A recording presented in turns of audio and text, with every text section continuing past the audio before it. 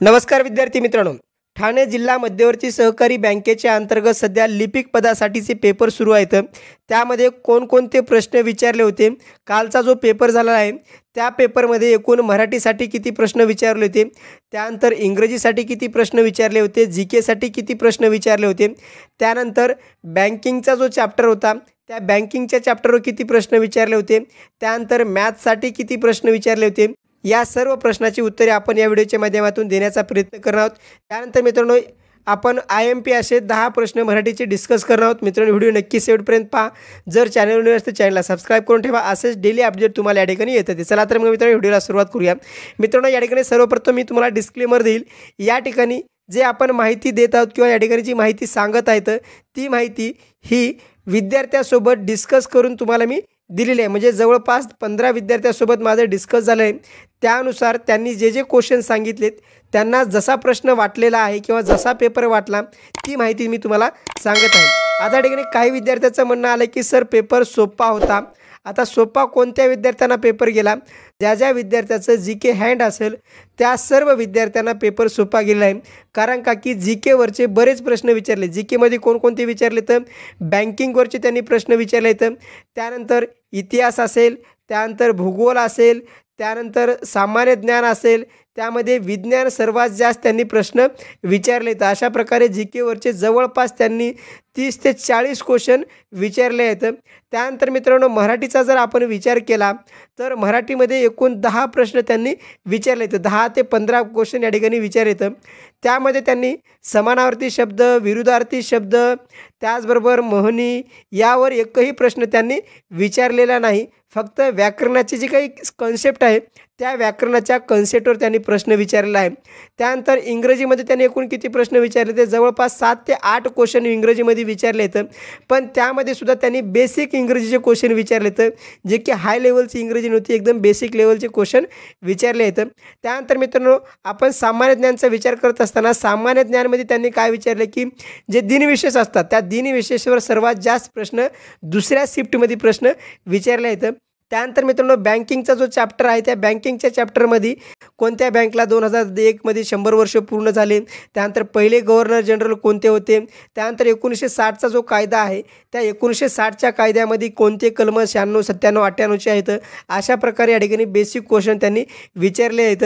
काही विद्यार्थ्यांना कठीण पातळीचे वाटले पण काही विद्यार्थ्यांना सोपे वाटले, कारण का की ज्या विद्यार्थ्याचं जीके हँड आहे त्या सर्व विद्यार्थ्यांना पेपर सोपा गेला आणि ज्या विद्यार्थ्याचं जीके हँड नाही, जे बँकिंगची तयारी करतात म्हणजे IBPSची तयारी करतात असतील किंवा ज्यांच्याकडे रिझनिंग हँड असेल किंवा ज्या विद्यार्थ्याचं इंग्रजी हँड असेल त्या सर्व विद्यार्थ्यांनी जर बँकिंग या दृष्टिकोनातून या पेपरला जर पाहिलं तर त्या विद्यार्थ्यांना हा हार्ड गेला आहे।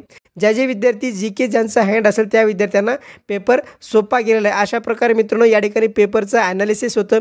जे विद्यार्थी पेपर सोडवले असतील तर त्यांनी कमेंट्स बॉक्समध्ये कमेंट्स करून सांगा की नेमकं पेपर कसा होता, जे की इतर विद्यार्थ्यांना आज उद्या आणि यासाठी मदत होणार आहे। आताच्या व्हिडिओच्या माध्यमातून आपण मराठीमधले एकूण असे 10 प्रश्न आपण कव्हर करणार होते।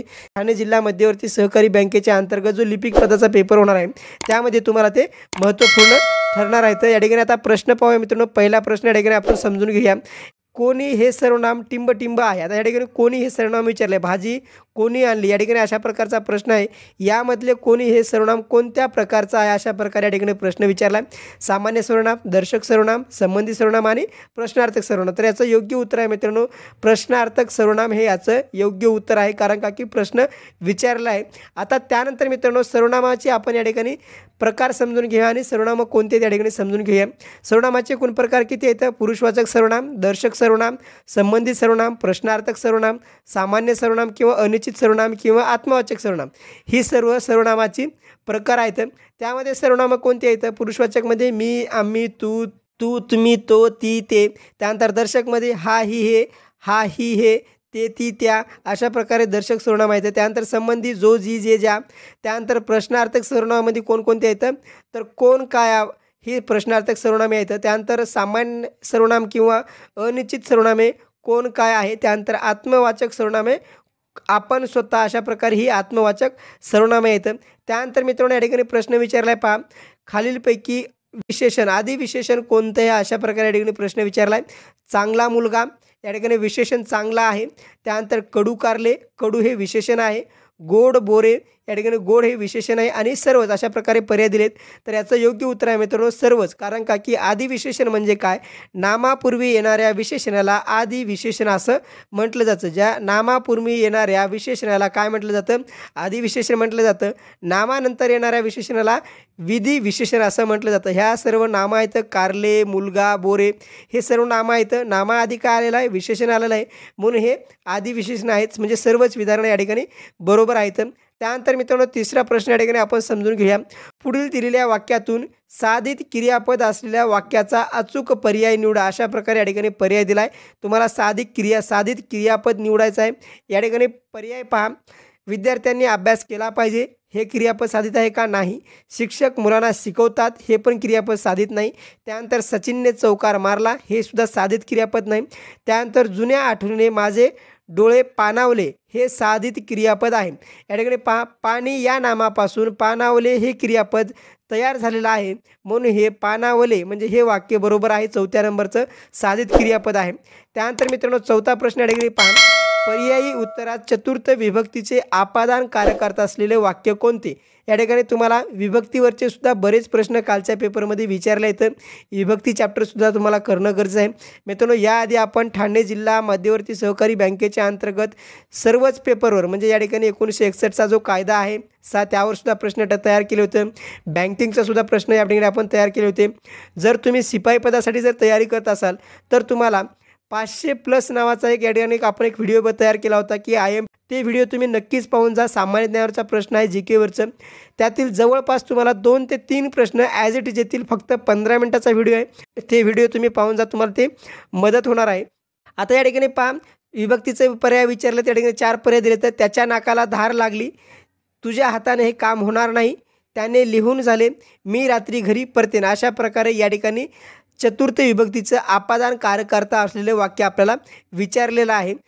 याचं योग्य उत्तर आहे मित्रांनो पहिल्या नंबरचं, त्याच्या नाकाला धार लागली. नाकाला या ठिकाणी पहा आपादांचा अर्थ दूर जाणे असा होतो. नाकाला धार लागली याचा अर्थ नाकातून पाणी दूर जाते. अशा प्रकारे या ठिकाणी याचं योग्य उत्तर पहिल्या नंबरचं आहे. त्यानंतर मित्रांनो 5वा प्रश्न पहा. खालील पर्यायातील उत्तरातील संयुक्त वाक्य ओळखा. वाक्याचे प्रकारावर सुद्धा प्रश्न विचारला. संयुक्त वाक्य ओळखा. या ठिकाणी पहा.